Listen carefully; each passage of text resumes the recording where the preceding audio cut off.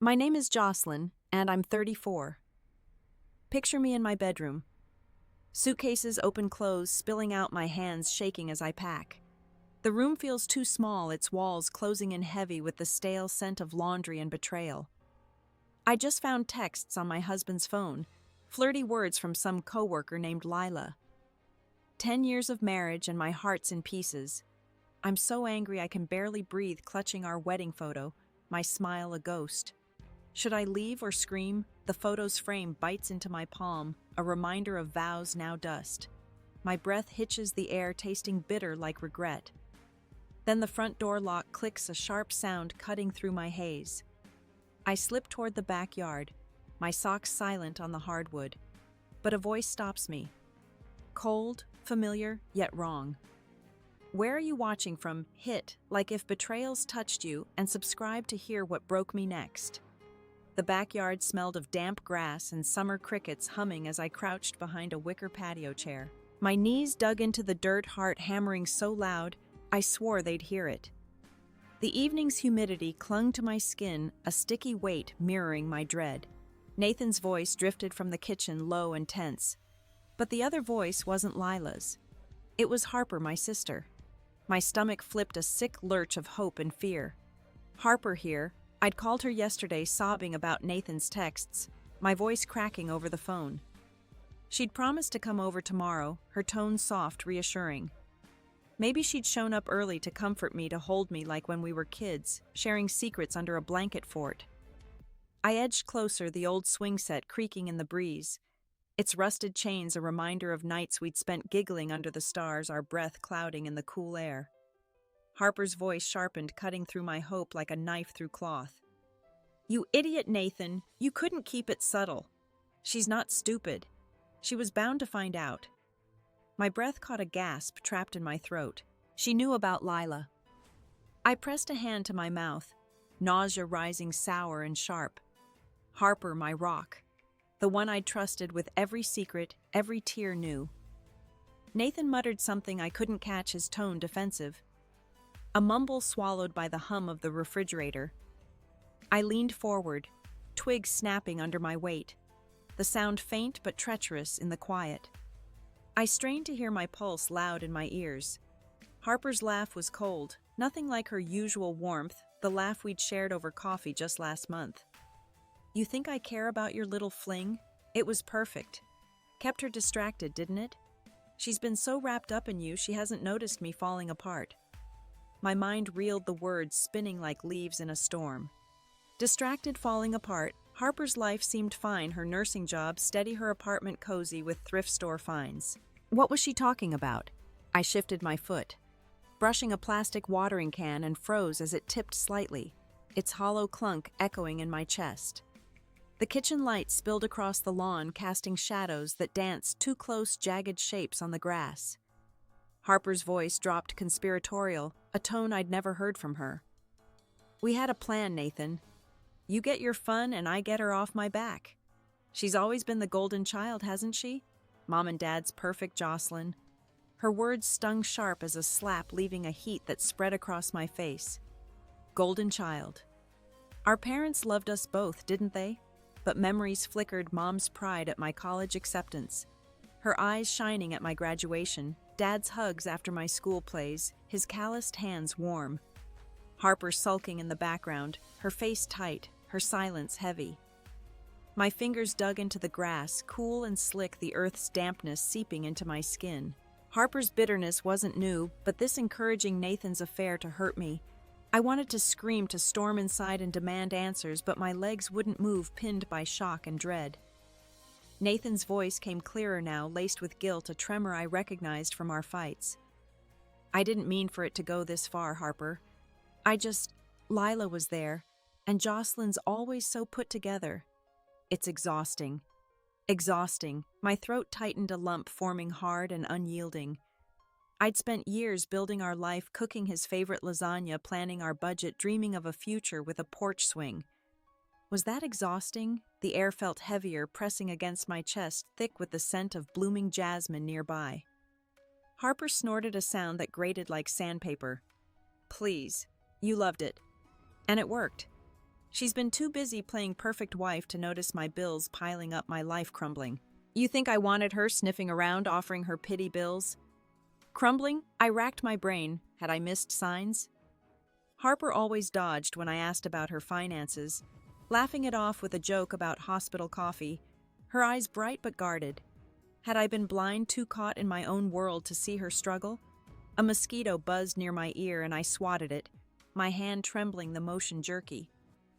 The swing set loomed in the corner of my vision, a ghost of our childhood, its faded paint peeling like old skin. We'd spent hours there, Harper pushing me higher, her laughter bright, her hands steady on the chains. When did that girl become this stranger? I inched closer to the open window, desperate for more. My heart, a tangle of hurt and confusion, each beat a question I couldn't answer. Harper's voice turned venomous, a hiss that chilled me. She's always had it easy, Nathan. You know what Mom said after the fire? Jocelyn's strong, she'll be fine. Never mind me picking up the pieces. Fire. My pulse spiked a jolt that made my hands shake. The fire at our childhood home when I was 12 was an accident, faulty wiring, the report said. I'd woken to smoke, dragged Harper out, my lungs burning, her hand limp in mine. The guilt lingered, a shadow. I couldn't shake, a question mark over every sleepless night. Why bring it up now? I leaned in, my breath shallow, the window's frame digging into my palm as Harper's words grew softer, almost a hiss. You don't know the half of it, Nathan. That fire wasn't what she thinks. My knees ached against the hard earth, the backyard's chill seeping through my jeans, a cold that matched the dread pooling in my gut. Harper's words about the fire hung in the air, sharp and heavy like a blade poised to drop. I pressed closer to the kitchen window, the glass cool against my fingertips, my breath fogging in quick bursts clouding my view. Nathan's voice broke the silence, hesitant, a crack in his usual confidence. What do you mean? Harper, the fire was an accident, wasn't it? My chest tightened, a vice squeezing my ribs. I'd clung to that truth for years, the official report my only shield against the guilt that gnawed at me, a constant whisper in quiet moments. Harper's laugh was bitter, almost a snarl, nothing like the sister who'd once braided my hair. An accident. Sure, that's what they told her. Kept her nice and safe in her perfect little bubble. My stomach lurched, bile rising. Who was she talking about, Mom? Dad. I pictured our old house, the charred remains of my bedroom, the stuffed bear I'd loved reduced to ash, its button eyes melted. I'd always wondered if I'd left a candle burning, if I'd caused it, the thought a splinter I couldn't pull out. But the report said wiring, hadn't it? I shifted my shoe, catching on a loose patio stone, and bit my lip to stifle a gasp, the taste of blood sharp on my tongue. The kitchen light flickered, casting Harper's shadow long and jagged across the floor, a distorted version of her. She paced, her voice low but venomous, each word a dart. You think I was going to let her skate through life, Nathan? After everything, she got the scholarships, the praise, the husband. I got scraps. And that fire. It was the start of it all. She doesn't even know what she cost me. Cost her. My mind raced, sifting through memories of Harper after the fire. Her sullen silence, her late-night arguments with Mom, her door slamming shut. Had she been carrying this hate all along, a seed planted in the ashes? Nathan cleared his throat, his chair scraping the floor, a sound that grated against my nerves. Harper, you're losing me. What's the fire got to do with now? I messed up. Okay, I didn't mean to hurt her like this. His guilt sounded hollow, like he was pleading for himself, not me, a performance for an audience of one. I clenched my fists, nails biting into my palms, drawing tiny crescents of pain. Hurt me. He'd shredded our life for Lila, his texts to her, a map of lies, and now he was playing the victim. I wanted to barge in to scream that he didn't get to feel sorry, but Harper's next words rooted me to the spot, heavy as stone. It's got everything to do with now. She snapped, her voice cutting through the night. You were supposed to keep her busy, Nathan. A little affair, a little chaos, so she'd stop poking into my life. I've got debts, my job's hanging by a thread, and she's out there playing happy family. You think I wanted her pity? Her advice, I needed her to hurt, like I've been hurting since we were kids. My throat burned a fire of its own. Debts. Her job I'd offered to help, hadn't I? But every time I asked, she'd brushed me off with a smile, saying she was fine, her eyes glinting with something I'd missed. Had I been blind, too wrapped in my own life to see her cracks? A breeze rustled the oak tree above its leaves, whispering secrets. I couldn't grasp their shadows flickering across my hands. I hugged my arms, the night's cold sinking deeper, chilling my bones. Harper's voice softened, but not with kindness, more like a predator circling. The fire wasn't just bad wiring, Nathan. There's more, and I've known it for years. She thinks she's innocent, but she's not. Not by a long shot. My heart stopped a thud that echoed in my skull. Innocent. What did that mean? I'd been 12, terrified, pulling Harper from her bed as smoke choked us, her nightgown slipping through my fingers. I'd saved her. Hadn't I? Nathan's voice was a whisper now, uneasy, a tremor I'd heard when he lied about late meetings. Harper, you're scaring me. What are you saying? Did she do something? My pulse roared in my ears, drowning out the crickets, the world narrowing to his question. Do something? I hadn't done anything. I couldn't have. But doubt crept in, cold and insidious, like the damp seeping up from the ground, soaking my jeans. Harper's silence stretched deliberate, as if she relished the weight of her words, letting them sink into me. Let's just say she finally said, her voice a slow poison, there's a reason Mom always protected her. A reason Dad left. And it's not what she thinks. The backyard was swallowed by darkness now, the only light spilling from the kitchen window, sharp and accusing like a spotlight on my shame. My legs cramped from crouching, my heart a frantic drum, as Harper's last words echoed, each one a nail in my chest. The truth, what?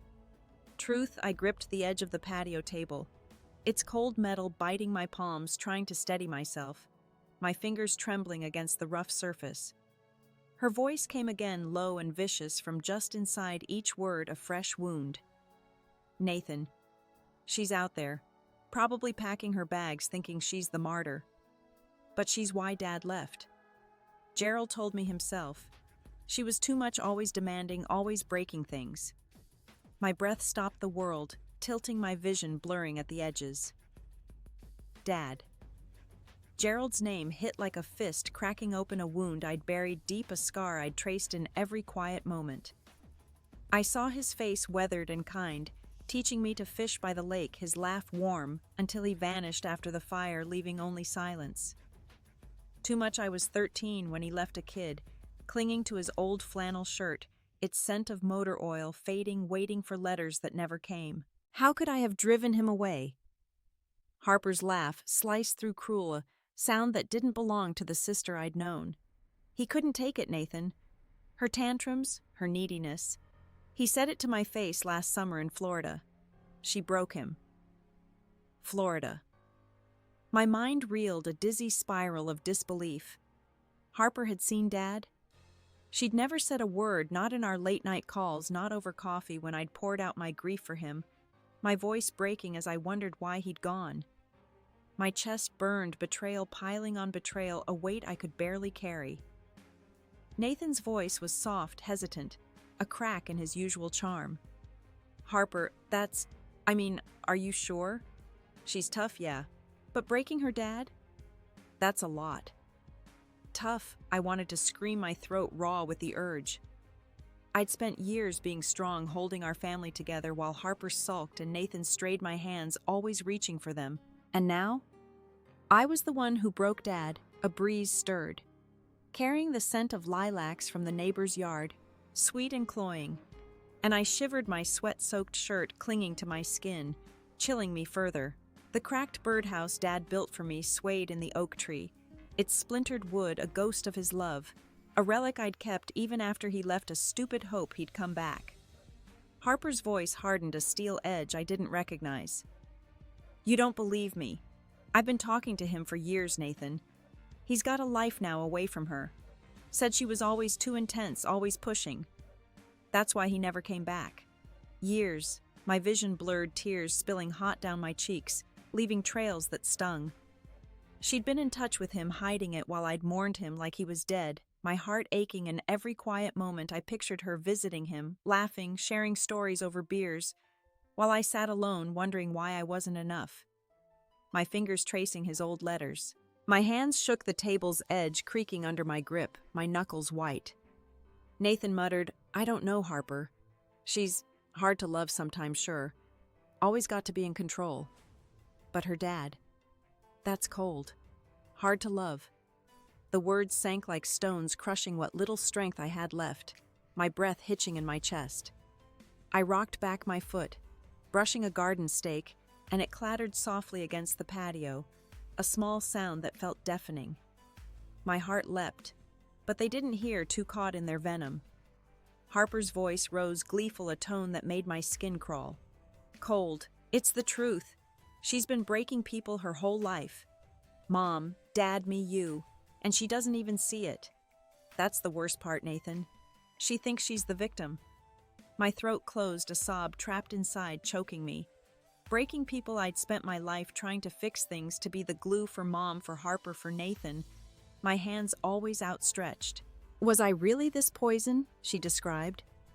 The kitchen light pulsed, or maybe it was my head, the world spinning as Harper's words burrowed deeper, a poison of their own. Dad's absence had shaped me, a hole I'd never filled, and now she was saying I'd caused it. I wanted to run, to disappear, but my body felt heavy, tethered to the ground by her accusations. Harper's footsteps paused, her shadow looming closer to the door, a dark shape against the light. "She's out there somewhere, Nathan, and she's got no idea what's coming. Gerald's done with her, and so are we." A twig snapped under my weight, the sound swallowed by the thudding in my chest, a frantic rhythm that drowned out the night. Harper's shadow froze at the kitchen door, her voice a razor's edge cutting through the stillness. What was that? My breath caught my body rigid against the patio's cool stone, its chill seeping into my bones. Nathan's footsteps shuffled, his voice tight, a nervous edge I'd heard in our worst fights. Probably nothing, a cat or something. But Harper wasn't convinced. She flung the door open, the screen banging against the frame, a sharp crack that echoed in my skull. She stepped onto the porch, her silhouette towering, a predator in the moonlight. "Jocelyn, you out here skulking like a coward." My heart seized a jolt that left me breathless. She knew I was here. I pressed lower, the damp grass soaking my jeans, my hands trembling against the ground, dirt caking under my nails. Harper's sneakers crunched closer, her breath sharp in the quiet, a sound that raised the hairs on my neck. "Don't play games, Jocelyn. I know you're listening. You always are, sticking your nose where it doesn't belong." Her words burned, each one a fresh cut slicing through my resolve. Sticking my nose I'd only wanted to understand, to save what was left of my life. My hands clutching at fragments of a marriage I'd thought was real. Nathan hovered in the doorway, his shadow wavering, a faint outline of the man I'd loved. "Harper, calm down. If she's out there, let her be. This is too much. Too much." I choked on a silent sob, my nails scraping the dirt, leaving streaks in the earth. He'd cheated, lied, and now he was acting like I was the problem, his voice a weak plea for peace he didn't deserve. Harper laughed, a sound so vicious it sent chills down my spine, a sound I'd never heard from her. "No, Nathan, it's not enough. She needs to hear this. She needs to know she's not the saint she thinks she is." I wanted to scream, to leap up and demand she stop, but my body betrayed me, frozen, useless, my limbs heavy as lead. Harper took another step, her voice dropping to a venomous whisper, each word a dart aimed at my heart. "You hear me? Jocelyn, Gerald told me everything. How you drove him crazy, always whining, always needing more. He said you were a burden, the reason he couldn't stay. And you know what? I believe him. A burden." The word shattered something inside me, splintering memories of Dad's hugs, his quiet pride as he taught me to tie knots, his hands steady. Had it all been a lie, a facade to hide his resentment? The night air thickened my lungs, struggling against the weight of her words, each breath a battle. Harper kept going, relentless, her voice a blade that wouldn't stop. "You think you're so perfect, don't you? Building your little life pretending you're better than me. But you're poison, Jocelyn. You broke Dad, you broke me, and now you've broken Nathan. Look at him, too weak to even fight for you. Nathan's voice cracked, barely audible, a faint protest. Harper, stop. This isn't... I didn't mean... But he didn't finish, his silence louder than any confession, a betrayal as sharp as hers. My vision swam, tears streaming down my face, hot and unstoppable, leaving tracks in the dirt on my cheeks. I pictured Dad in Florida, his new life free of me. Harper's visits filling the space I'd lost, their laughter a sound I'd never know. She'd stolen him, twisted him against me, and now she was parading it like a trophy, her words a victory I couldn't fight. Harper's footsteps paused, her voice rising gleeful, a tone that made my stomach churn. You're out there, aren't you, hiding, crying, thinking you're the victim? But you're not. You're the reason we're all here falling apart. And you can't run from that. A glass shattered inside Nathan's clumsy hands, betraying his panic, the sound a jolt that snapped me from my stupor. My elbow knocked a clay pot, its soft thud deafening in the stillness, a betrayal of my hiding place. Harper spun toward the noise, her eyes glinting in the moonlight, sharp and predatory. Got you, she hissed, striding closer, her steps deliberate. My heart pounded, my body screaming to run, but I was trapped, exposed, every secret I'd held stripped bare. Nathan called after her, his voice desperate, a futile plea. Harper, enough. You're going too far. But she didn't stop, her shadow swallowing the yard, her words echoing in my skull.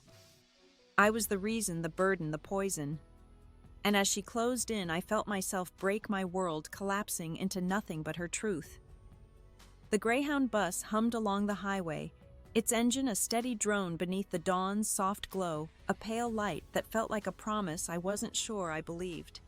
I sat near the back, my hands clutching a crumpled letter with Gerald's Florida address. The ink smudged from my sweaty palms, the paper soft from my grip. My bags were stuffed under the seat, packed in a haze after Harper's venomous words in the backyard, her voice a relentless echo. Burden, poison, the reason Dad left. My chest ached, a dull throb. But something else stirred, a flicker of defiance, a spark in the dark. I couldn't let her rewrite my life. I needed the truth, no matter how sharp it cut. The bus smelled of stale coffee and vinyl, the window cool against my cheek, its surface fogged by my uneven breaths. I stared at cornfields blurring past their golden tips, catching the first light, a fleeting beauty I barely registered. Harper had stolen years with Dad, twisted him against me, and Nathan had stood by his betrayal, a quiet blade, his silence cutting deeper than words. I'd run inside after Harper spotted me grabbing my things, her screams chasing me out the door, her voice a whip that lashed my back. Now I was done hiding. Gerald had answers, and I'd face him no matter how much it hurt, no matter if it broke me further. My phone buzzed, Sadie's name lighting up the screen, a beacon in the dimness. I hesitated, my thumb hovering the weight of last night's collapse still raw. She'd texted, sensing my fall, but I'd been too broken to reply, my hands shaking as I fled. I hit call, my voice shaky as I whispered, Sadie, it's me. Her sigh was instant warm, but worried, a sound that felt like home. Jocelyn, thank God.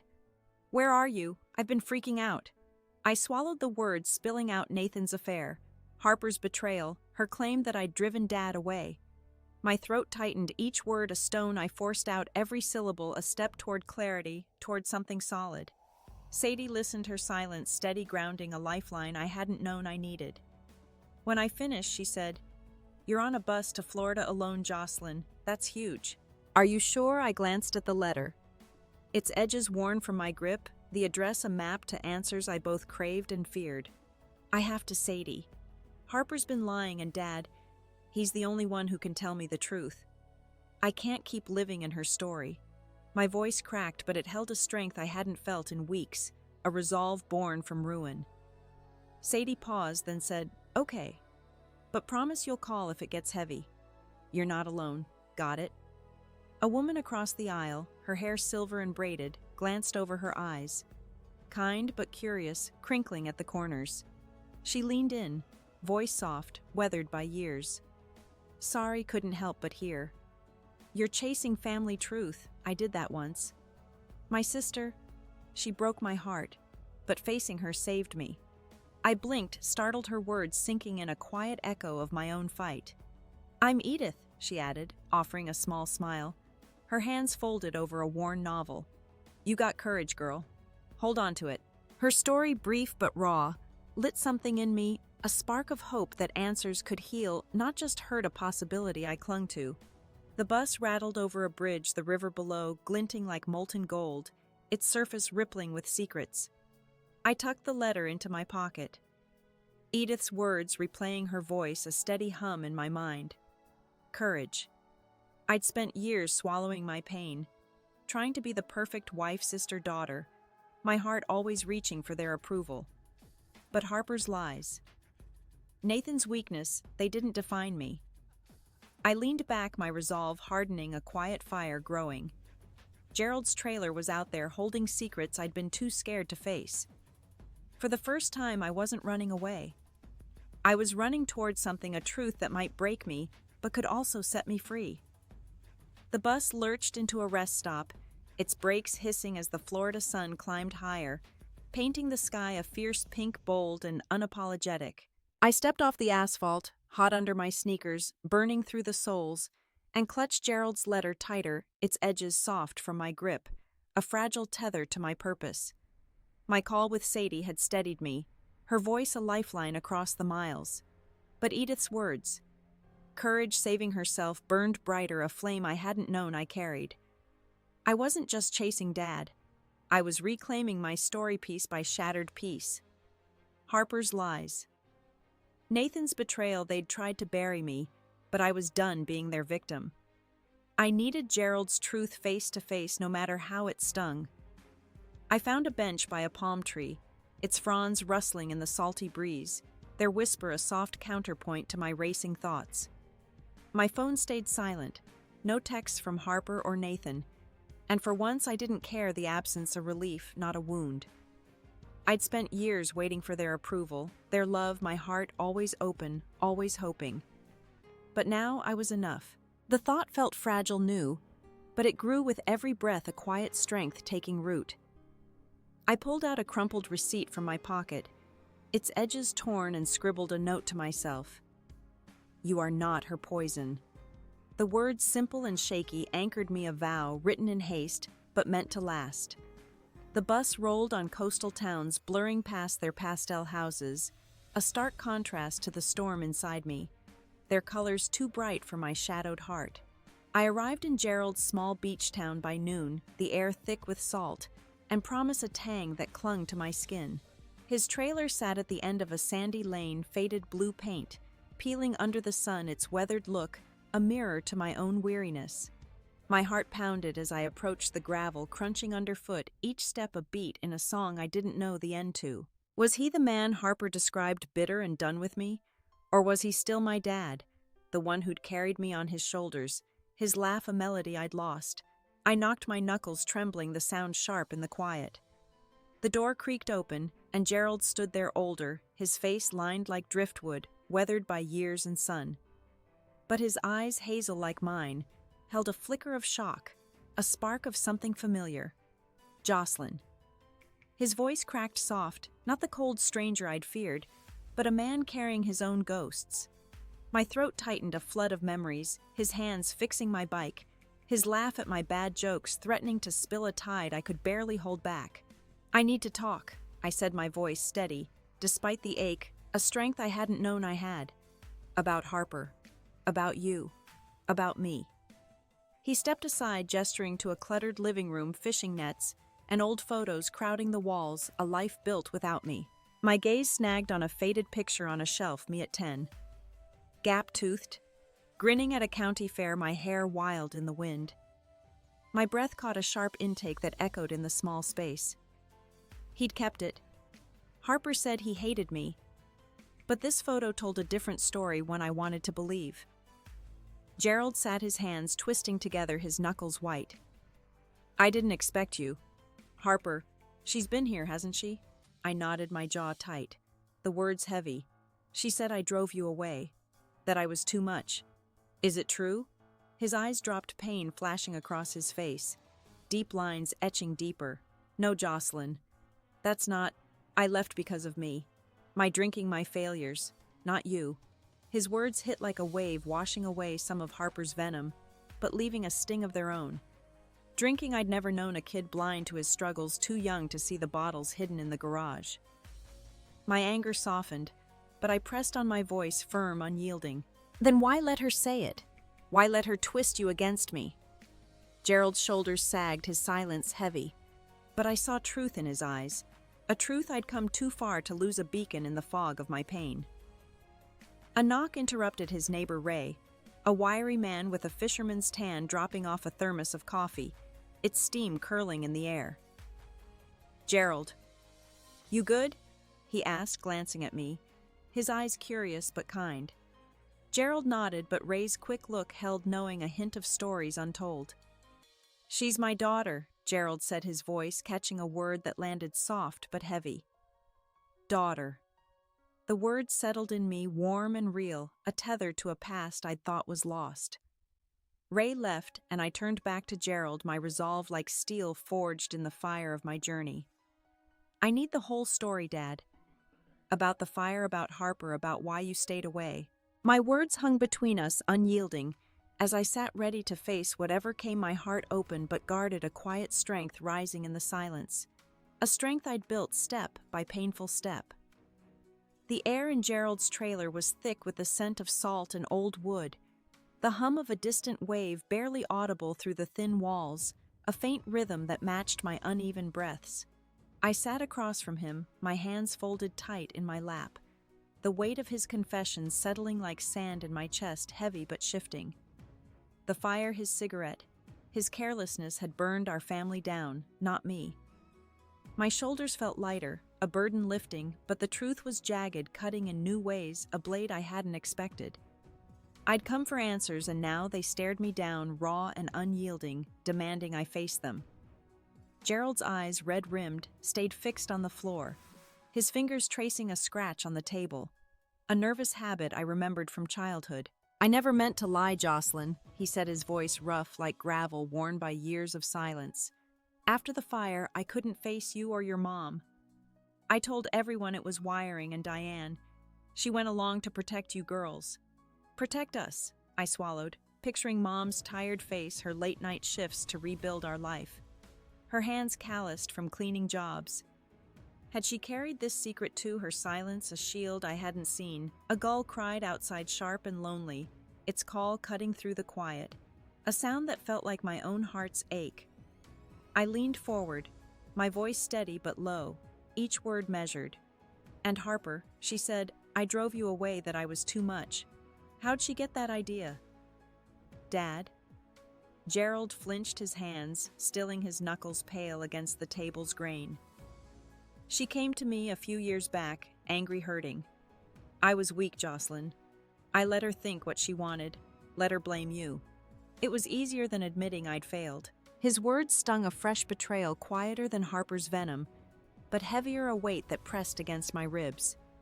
I shifted the chair, creaking under me, its wicker scratching my thigh, and glanced at the window where the ocean glinted beyond the dunes, a silver promise I couldn't trust. I'd spent years blaming myself for his absence, nights staring at the ceiling, wondering what I'd done wrong, and now I knew it was his shame, not my flaws. But the relief was tangled with anger. He'd let Harper twist me into the villain, let her build a story I'd believed. "You could have told me," I said, my throat tight, my voice barely holding. "You could have called, written, anything. Instead, you let her hate me." Gerald's jaw tightened, but he didn't answer, his silence a wall I couldn't breach, a barrier built of years and guilt. My phone vibrated in my pocket, a low buzz breaking the tension, a jolt that made my fingers twitch. I ignored it, but the sound lingered, a reminder of the world I'd left behind, the life I'd fled. Gerald rubbed his face, his voice barely above a whisper, hoarse with regret. "Harper's been coming here off and on. She'd show up ranting about you, about how you had it all. I didn't argue. She'd bring me groceries, check in. I owed her that much." Owed her? My stomach twisted, a knot of disbelief and hurt. She'd bought his loyalty with canned soup and visits while I'd been erased my name, a shadow in his life. The trailer felt smaller, the walls closing in the air, heavy with the scent of mildew and salt. I stood needing air and paced to the tiny kitchen, my sneakers scuffing the worn linoleum, its cracks a map of neglect. A seashell sat on the counter, smooth and pink, one I'd given him at 8 during a beach trip, its surface cool under my fingers. He'd kept it just like the photo, but it didn't soften the ache, only sharpened it. "So she blackmailed you," I said, turning to face him, my voice low but firm. "She used your guilt to keep you quiet, to keep me in the dark." Gerald nodded slow, his eyes meeting mine for the first time, heavy with regret, a mirror to my own pain. I wanted to yell, to demand why he'd let her manipulate him, but my voice stayed locked inside my energy, drained my heart, too tired to fight. The gull cried again, fainter now, its call fading into the distance, and I sank back into the chair, my hands cold, my fingers numb. Gerald's confession had freed me from one lie, but trapped me in another, my family's silence. Their choices had shaped my pain, a truth I couldn't unlearn. My phone buzzed again, insistent, a reminder of the world waiting, and I knew it was Harper or Sadie, maybe Nathan, but I couldn't face them. Not yet. The truth was here in this cramped trailer, and it was heavier than I'd expected, a weight I couldn't shake, a chain I'd have to carry. The trailer's air hung still, Gerald's confession lingering like damp salt on my skin, a residue that clung and burned. I stood by the counter, my fingers brushing the edge of a chipped mug, its handle worn smooth, a relic of someone else's life. My phone buzzed again, a third time, and I pulled it out. Harper's name flashing, a jolt that quickened my pulse. My pulse quickened, not with fear, but with a cold resolve, a clarity born from facing Gerald. I'd come to Florida to confront Dad, but Harper's lies demanded an answer too, a reckoning I couldn't delay. I hit call, my voice low, as she picked up steady, despite the storm inside. "Harper, it's me. Gerald told me about the fire." Her breath caught a sharp hiss through the line, a sound that carried her panic. "Jocelyn, you're with him." Her voice wavered, not venomous now, but unsteady, like she'd been caught, her armor cracking. I leaned against the counter, the trailer's walls fading as I spoke, my words cutting through the haze. "He said it was his cigarette, not me." "You knew, Harper. You used it to hurt me." Why? Gerald watched, his hands clasped tight, his eyes darting away, unable to meet mine. Silence stretched heavy, a weight that pressed against us both until Harper's voice broke soft and raw, a sound I hadn't expected. I was angry, Jocelyn. You had everything. I had nothing. Nothing." My jaw tightened. Memories of her laughter, her nursing scrubs, her cozy apartment flashing through my mind, moments I'd thought were real. "You had me." I said, my words sharp but quiet, a truth I'd held too long. "I was your sister. I tried to help, but you twisted it all." Harper sobbed, a sound I'd never heard from her, not even as kids, not even when we'd lost Dad. "You don't get it," she whispered, her voice breaking fragile. "You were always enough.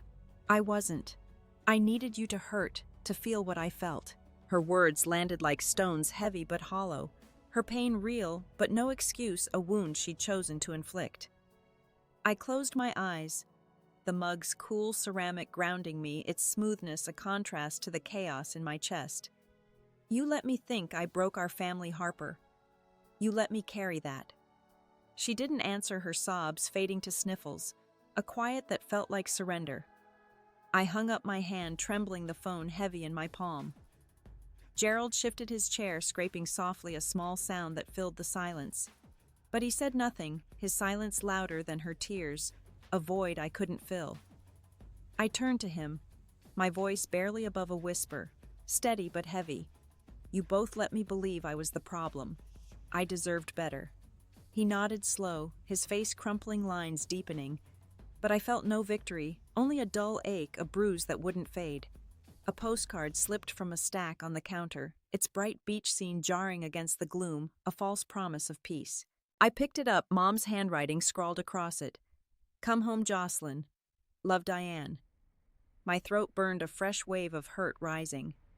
She'd known about the fire too, hadn't she? Protected Gerald, protected me, but left me blind, a child in the dark. I set the card down, its edges curling, worn from travel, and glanced at Gerald, his face a map of regret.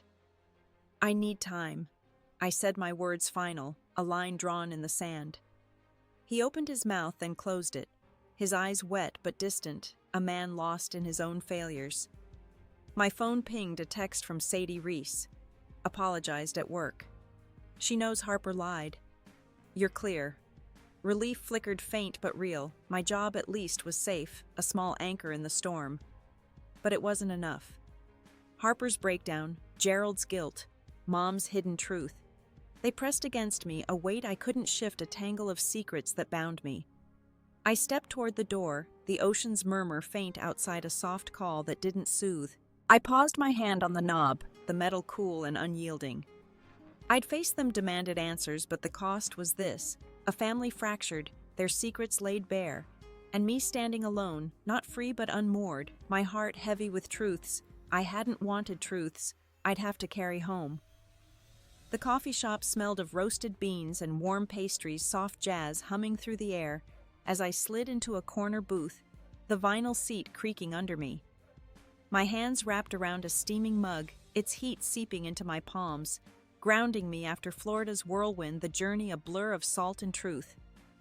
I'd left Gerald's trailer 2 days ago, his truths about the fire and Harper's manipulations still settling in my bones, a weight that shifted but didn't lift. Sadie sat across from me, her eyes steady, her teacher's calm, a quiet anchor, her presence a reminder of what held firm. I exhaled the weight of weeks, Nathan's betrayal, Harper's venom, Dad's guilt, feeling lighter, not gone, but manageable, a load I could carry now. I traced the mug's rim, my voice low, testing the air. Sadie. I faced him. Gerald. He said the fire was his fault, not mine. And Harper. She admitted she wanted me to hurt. Sadie leaned forward, her braid slipping over her shoulder, her eyes soft but searching. You went all the way to Florida for that, Jocelyn, that's huge. How do you feel? I paused the question, sinking deep, stirring thoughts I hadn't voiced. How did I feel? Not free, not yet, but like I'd reclaimed something, a piece of myself. I'd let them define a fragment I'd thought was lost. The shop's windows glowed with late afternoon sun, casting golden streaks across the wooden floor, their warmth a contrast to the chill I'd carried. I sipped my coffee, its bitterness sharp, but comforting, a taste that woke me up. I feel like I'm not their story anymore. I said my words slow, testing the truth, each one a step toward clarity. Harper made me the villain, Nathan made me the problem, but I'm done carrying their lies. Sadie smiled, small but real, her eyes crinkling with pride. That's my girl. You're finding your way back. Her words warmed me, a reminder of the support I'd pushed away in my pain, a lifeline I'd ignored too long. A barista, young with a streak of blue in her hair, swept by her apron dusted with flour, her movements quick but careful. She caught my eye, hesitating, then set a free coffee on our table, its steam curling upward. Looked like you needed a little extra, she said, her voice soft, almost shy, a kindness that caught me off guard. I blinked, startled by the gesture, its warmth unexpected. Thanks. Tessa. I read from her name tag. She nodded, her gaze flickering with understanding, like she'd seen her own battles, her own scars. Her small act, unasked for, stirred something in me, a flicker of hope that the world wasn't all sharp edges, that kindness could find me still. Sadie sipped her latte, her voice gentle, probing. So what's next? Harper, Nathan. You can't avoid them forever. I stared into my mug, the steam curling upward, a delicate dance that mirrored my thoughts. A quiet strength took root. A seed planted in Florida's sand. I don't know yet, I admitted, my voice steady, honest. Part of me wants to confront Harper, demand more, but I'm tired of fighting their wars. Nathan texted, wanting to talk, but I'm not ready. I need to figure out me first. Sadie nodded, her silence a soft permission to choose myself, a choice I was learning to make. Tessa passed again, wiping a table. Her movements rhythmic, and I caught a glimpse of a tattoo on her wrist. A tiny bird wing spread, a mark of freedom etched in ink. It reminded me of breaking loose, of shedding weight, and I felt a pang of connection, a shared quiet rebellion. She'd left something behind, hadn't she? Like me, trying to shed the weight of others' choices, their lies. I pulled a napkin closer, my fingers itching, and began jotting words, thoughts, fragments of pain, of strength, a map of my heart. Not for Harper or Nathan, but for me, a map of who I was becoming. The jazz swelled a soft crescendo, and I breathed slow, the world softening around me, my heart steady in the quiet, a rhythm I was learning to trust. The coffee shop's jazz faded to a soft hum as I drove to Mom's house, the Ohio sky bruising purple with dusk, a color that felt like healing. My napkin scribbled with fragments of my truth sat folded in my pocket, a quiet promise to myself, a vow I carried close. I pulled into Mom's driveway, her small brick house glowing warm against the evening chill, its light a beacon I hadn't realized I needed. Diane opened the door before I knocked, her eyes soft, but searching, her gray hair loose around her shoulders, a rare vulnerability. I stepped inside, the familiar scent of lavender and old books wrapping around me like a hug, a comfort I'd almost forgotten. We sat in her living room, a quilt draped over the couch, its stitches uneven from years of her hands, each thread a story of her own. I took a breath, my voice steady but low, the words heavy with truth.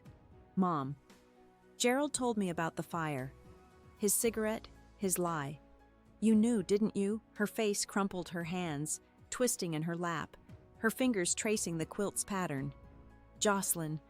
Yes. I wanted to protect you, both of you. You were so young, and he was broken. I thought it was better to let it go. Her voice trembled, guilt etched in every word, a weight she'd carried as long as I had. I nodded, and angry, not anymore. The fire's heat cooled to embers in my chest. The truth, once a blade, was now just a fact, heavy but bearable, a stone I could set down. I reached for her hand, her skin cool and thin, a fragile connection.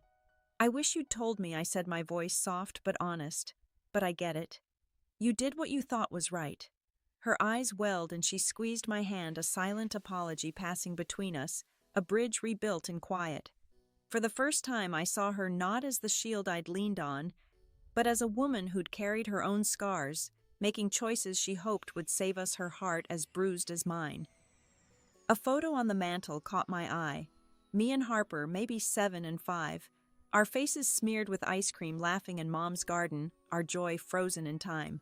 I stood walking to it, my fingers brushing the frame, its wood smooth under my touch.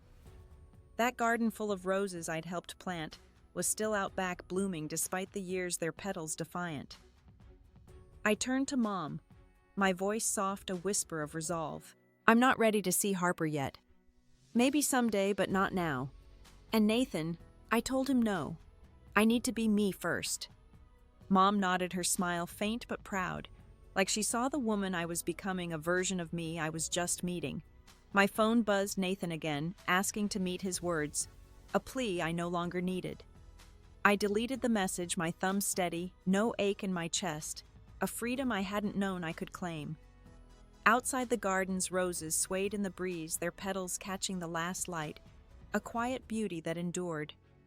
I stepped onto the porch, the air cool against my skin, and looked at them, their quiet resilience mirroring my own, a strength grown in shadows.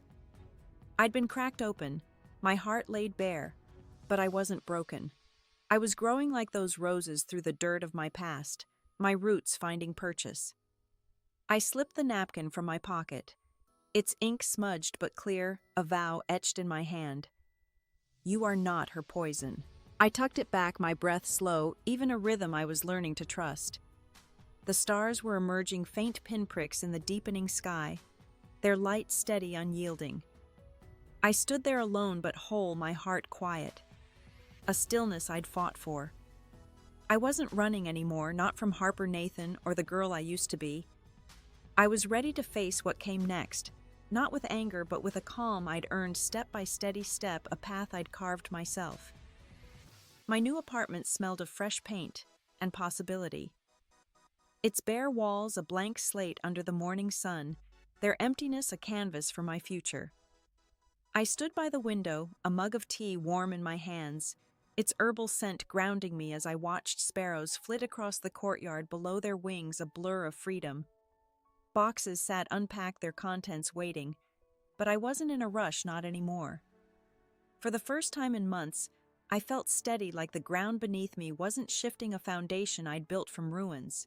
Nathan's texts had stopped Harper's calls unanswered, and the silence wasn't heavy. It was mine, a space I'd claimed. I'd moved here last week, a small place in a quiet Ohio town, far enough from our old house to breathe its streets lined with maples that whispered in the wind. The rent was tight, but my job was stable again thanks to Reese clearing my name, her apology, a small victory in a larger war. I set the mug down, its steam curling a delicate dance in the morning light, and opened a notebook, its pages crisp and empty, a world waiting for my words. I'd started writing again, not letters to burn like Sadie suggested, but stories mine, raw and unfiltered, spilling out in ink, a map of my heart's journey. The courtyard's oak tree swayed, its leaves catching light, their green, a promise of growth, and I thought of Mom's roses, how they'd bloomed through hard seasons, their roots deep in stubborn soil. I was like that now, finding my roots after the storm, my strength quiet but sure. Harper had texted yesterday, her words hesitant, asking to meet, her tone softer than I'd ever heard. I'd replied short but firm, I need space. Maybe one day we'd talk, but not yet. I wasn't punishing her. I was choosing me, a choice that felt new, fragile, but right, a step toward a self I was meeting for the first time.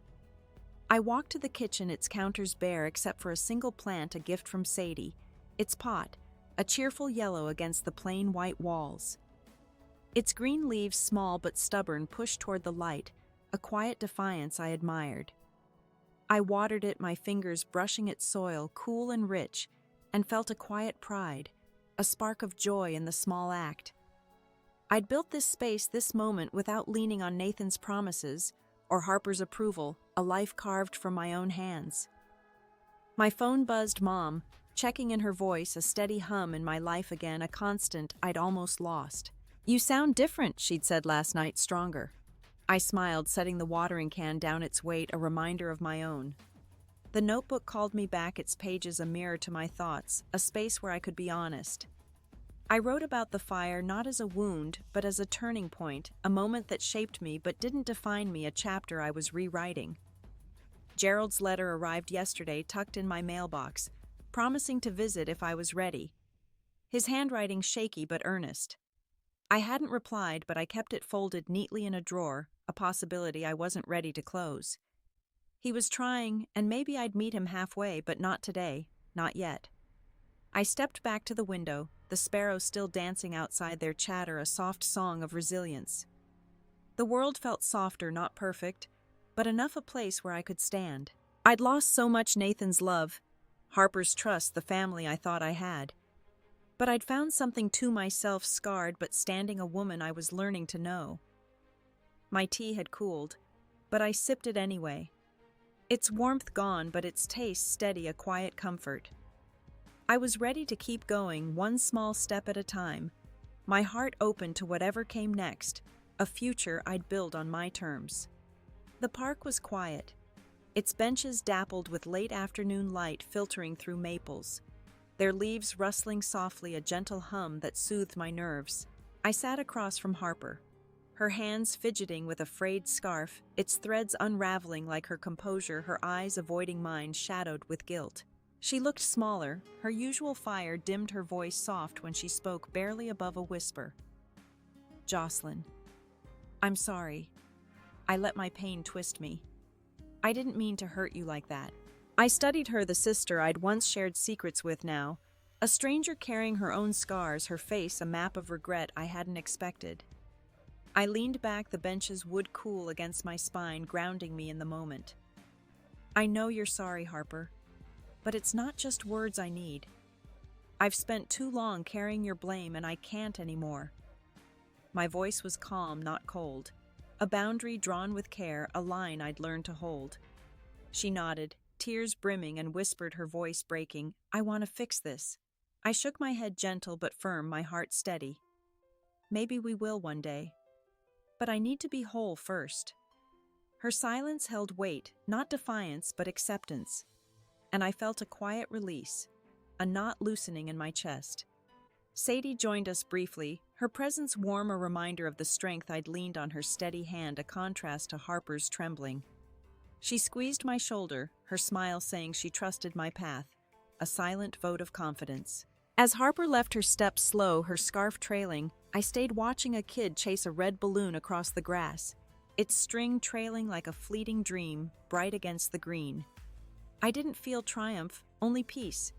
A stillness I'd earned through every tear and truth I'd faced, a calm that felt like home. Gerald's letter sat unanswered in my drawer, a door I might open later. But not now. Not yet. Mom called earlier, her voice proud, and I carried that with me, a light in the quiet, a warmth I'd hold close. I stood the balloon drifting high above its color fading against the sky, and walked toward the park's edge, my sneakers soft on the path, each step a choice. The lesson wasn't loud or grand, it was this betrayal cuts, but it also carves out space for truth, a space where you can grow. I'd spent years trying to be enough for others, my heart always reaching. But healing meant choosing myself not to win, but to live to breathe. Every step I took now, every breath was mine, shaped by pain, but not defined by it.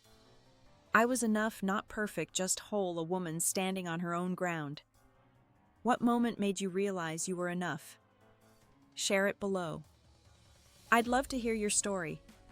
If this journey spoke to you, give it a like, subscribe for more, and maybe pass it along to someone who needs it. Thank you for listening, for being here. Here's to finding our way one quiet step at a time.